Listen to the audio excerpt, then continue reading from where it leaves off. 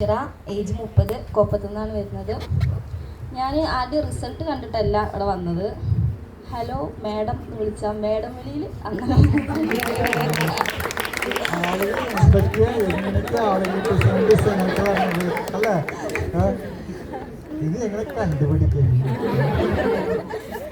അപ്പോൾ അതിന് ഞാൻ ആദ്യം തന്നെ എൻ്റെ കോച്ച് അനസ് താങ്ക്സ് പറയാണ്. പറഞ്ഞു 10 മിനിറ്റ് മാഡം എന്ന് പറഞ്ഞപ്പോൾ ഞാൻ മാഡം പോയി. അങ്ങനെ 10 മിനിറ്റുള്ളത് മനസ്സു സാർ കുറച്ച് നീട്ടിയെങ്കിലും അത് കാര്യത്തിൽ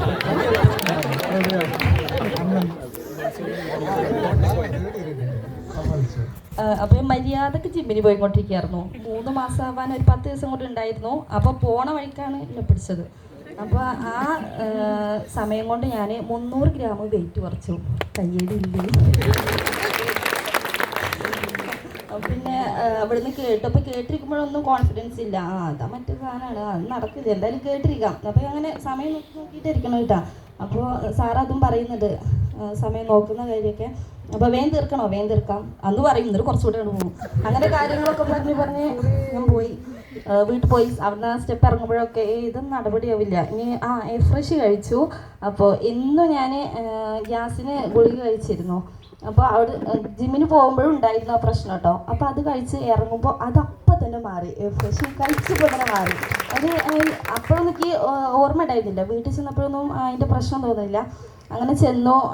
ജിമ്മിന് പോയില്ല കേട്ടോ. ജിമ്മിന് അങ്ങോട്ട് വലത്ത് കറങ്ങി പോകുന്നത് ഞാൻ അങ്ങോട്ട് തിരിഞ്ഞില്ല, നേരെ വീട്ടിൽ പോയി കാക്കുവിൻ്റെ അടുത്ത് കാര്യം പറഞ്ഞു. കാക്കു ആദ്യം തന്നെ പറഞ്ഞു, വേണ്ട കിഡ്നി വേണ്ട, അവർക്ക് തിരിയണ്ട, കിഡ്നി ഞാൻ തരില്ല, എന്താ ചകിക്കോന്ന് പറഞ്ഞു. അപ്പോൾ ഞാൻ എന്നാൽ വേണ്ട പോട്ട്, എനിക്കും വലിയ താല്പര്യമില്ലല്ലോ. പിന്നെ സാറ് പറഞ്ഞ കാര്യങ്ങളും ഉള്ളിൽ കിടക്കുന്നുണ്ടായിരുന്നു കേട്ടോ. പിന്നെ അനസ് കോച്ച് പിന്നെ നമ്മളിങ്ങനെ വിളിച്ചുകൊണ്ടിരിക്കുകയാണ് ചെയ്യാം. അപ്പോൾ വിളിച്ചു. അങ്ങനെ ഞാൻ കാക്കുവിൻ്റെ അടുത്ത് പറഞ്ഞു.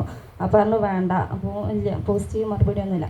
അപ്പോൾ ഞാൻ തന്നെ ക്യാഷ് ഉണ്ടാക്കി തന്നെ പോക്കറ്റിൽ നിർത്തി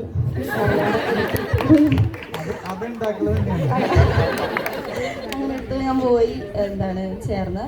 അപ്പോൾ ഫസ്റ്റ് ഗ്യാസിൻ്റെ അപ്പം മാറി പറഞ്ഞില്ല, പിന്നെ ആ സാധനക്ക് വന്നില്ല കേട്ടോ. ഇതുവരേക്കും വന്നിട്ടില്ല. അന്ന് രാത്രി ഇന്ന് ഗുളിക കഴിച്ചിരുന്നു ഗ്യാസിൻ്റെ. അപ്പോൾ അന്ന് ഞാൻ ഗുളിക കഴിക്കാൻ തുടങ്ങിയത് ഗ്യാസ് പ്രശ്നമില്ലെന്ന് അങ്ങനെ പോട്ടെ. പിന്നെ കുടിച്ച് തുടങ്ങി. അങ്ങനെ വലത്തെ കൈന് തരിപ്പുണ്ടായിരുന്നു. അപ്പോൾ സർജറി പറഞ്ഞിട്ടുണ്ടായിരുന്നു. അപ്പോൾ അതിന് ഡേറ്റൊക്കെ നോക്കി വെച്ചിരിക്കുകയായിരുന്നു. പിന്നെ കാലിൻ്റെ അടി വേദന ഉണ്ടായിരുന്നു. പീരീഡ്സ് പെയിന് 2 ഡേയ്സ് ഞാൻ പീരീഡ്സ് പെയിൻ കിടപ്പാണ്. 2 ദിവസം ഹോട്ടൽ ഫുഡ് ഇറക്കും. അപ്പോൾ ആവുന്നത് കുട്ടികൾക്ക് ഹാപ്പി. അപ്പോൾ അത് 4 ദിവസം കൊണ്ട് എൻ്റെ കാലിൻ്റെ അടി നീച്ചയ്ക്ക് കാലൊന്നും നിലത്ത് നമുക്ക് വെച്ച വേദനയേക്കാലോ 4 ദിവസം കൊണ്ട് അത് മാറി. പിന്നെ 10 ദിവസം കൊണ്ട് എൻ്റെ ഓപ്പറേഷൻ പറഞ്ഞ ആ തരിപ്പ് മാറി. അപ്പോൾ ഇതൊക്കെ ഇങ്ങനെ സംഭവിക്കുന്നത്, അവിടെ ബ്ലോക്കില്ല, അതൊക്കെ എങ്ങനെ നീങ്ങിപ്പോയി എന്നൊക്കെ വിചാരിച്ചിട്ട് ഞാൻ. പിന്നെ 3 മാസം കൊണ്ട് ഞാൻ 300 ഗ്രാം കുറച്ചത് 10 ദിവസം കൊണ്ട് ഞാൻ 2800 വെയിറ്റ് ഇവിടെ വന്നിട്ട് കുറച്ചു. അപ്പോൾ മനസ്സിലായി മര്യാദക്ക് ജിമ്മ് പോയി തന്നെ കൊടുന്ന അതാർന്നല്ലോ മര്യാദ, അതാർന്നു മര്യാദ.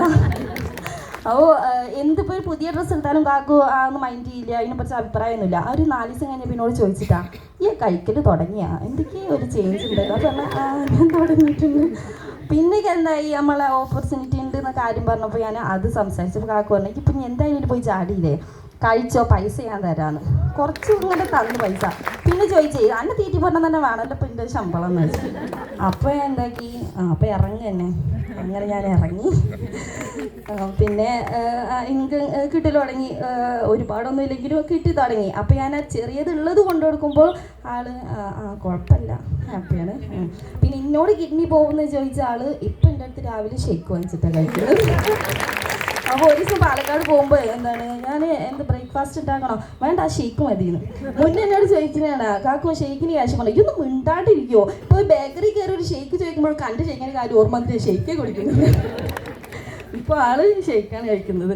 അങ്ങനെ ഫുൾ നെഗറ്റീവിൻ്റെ ഉള്ളിൽ നിന്നാണ് കേട്ടോ. അപ്പോൾ ഞാൻ ഇറങ്ങാൻ തീരുമാനിച്ചത് എന്താ വെച്ചാൽ വീട്ടിൽ ഫുൾ നെഗറ്റീവാണ്.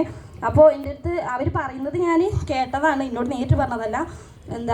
ആരും ഒന്നും പറയണ്ട, അവൾ കഴിക്കട്ടെ, ഒരു ദിവസം പൊളിയുമല്ലോ അപ്പം കാണാമെന്ന്. അപ്പം ഞാൻ വിചാരിച്ചത് പൊളിക്കാതെ ഒന്ന് കാണിച്ചു കൊടുക്കാമെന്ന്. അപ്പോൾ അതിന് വേണ്ടിയിട്ടാണ് ഞാൻ ഇറങ്ങിയിട്ടുള്ളത്. അത് പൊളിയാൽ തന്നെ ഞാൻ കൊണ്ടുപോകും.